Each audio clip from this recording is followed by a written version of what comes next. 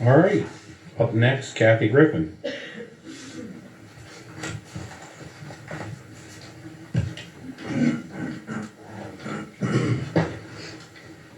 Hi, my name is Kathy Griffin. I'm a taxpayer of the community.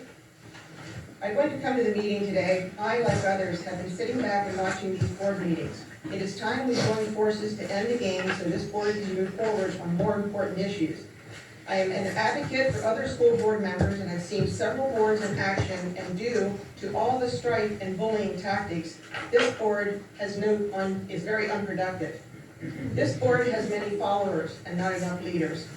You have one board member that can't hear 75% of the meeting. He can't even remember what he even voted on and approved on the item agenda. He hardly speaks at the meetings, but when he does, he questions that are directed to him by the president to bring up.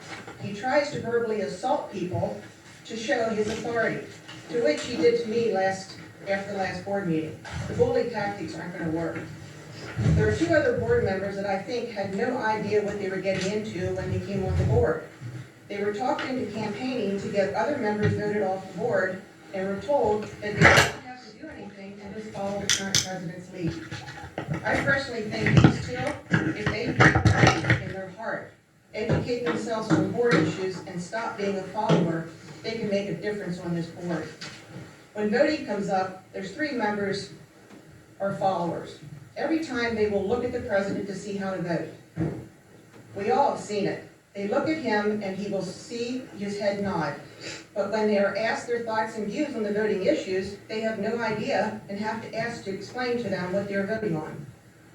Examples of being a follower. At the last meeting, policy 006, the president asked to table this again until the April meeting because attachments were not available in time to review due to a computer glitch. So some of you agree that you did not have time to review. But it was very interesting in how you guys presented the most questions. So apparently you had enough time to review. So again, transparency. You can see what's going on. Stop the games and get this off the agenda. Stop letting the controlling president keep sending this back. These members campaigning together for the board seats, they made campaign promises that are not being honored. Sullivan was once stated in his campaign ads that he would add transparency and he will not vote to raise taxes. Review the past minutes in the Gettysburg Times articles and you will see that he falsely campaigned to get your votes. Your president is an unknown territory. He is not an advocate for the children. He is on the board only for the power. He is a tyrant, bully, and a womanizer. His tyrant actions have been seen and documented past and present. He will not change. The president is a liability to this board due to his controlling issues.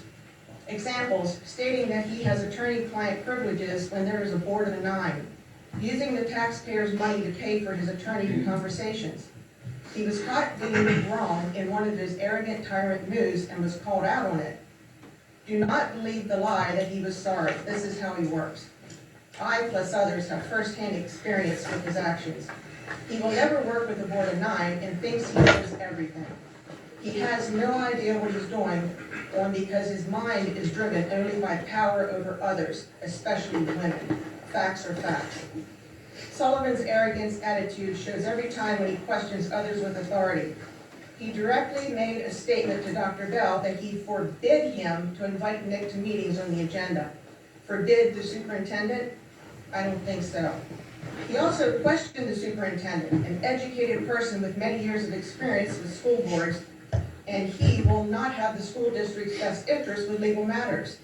Is that not why we vote a superintendent or hire a superintendent? This shows no respect towards a superintendent. What is really mind-boggling is that he thinks he knows and is smarter than all the attorneys. Again, a control issue. He thinks he can do whatever he wants. The president is only going to cost the taxpayers a lot of money in the future because of his past and present actions in holding up the productivity of this board. The school and our children are being hurt. Remember that the discord that is allowed to be in the board level will be allowing at the children's level also. It is a trickle-down effect. These children in the district do not have a chance if this board continues to operate at this level.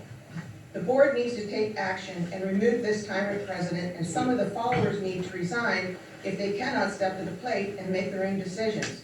Your focus should be on the children and their education and nothing else. It is very sad when an administration has to waste time and money to write rules because the president wants full control. That is the only reason he continues to send policy 006 back. So when the vote comes up again for policy 006, vote the policy with changes and move forward. You know it is the best interest of the board to function properly. And I will leave you with this. I'm going to give a picture to Dr. Bell. You can pass that around. This picture is, I'd like for one of them to come to the board meetings when you come. The other one, I'll get a frame for it, you can post it somewhere for people that may need it, that may need the encouragement. It's a picture of a little girl sitting on a huge crack in the concrete, in the sidewalk. The little girl is placing Band-Aids over the crack. And the caption is, "Shh, she is fixing the world." This is an example of the innocent, fragile, growing mind of our children that are being presented with too much information besides plain, old-fashioned education. They're being taught what to think. Let's help the children be children and move forward with education. So let's be this little girl.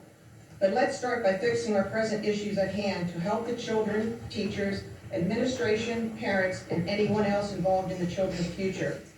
Our children's future are in this board's hands. And what I see so far, some are failing them. Thank you for allowing me to speak.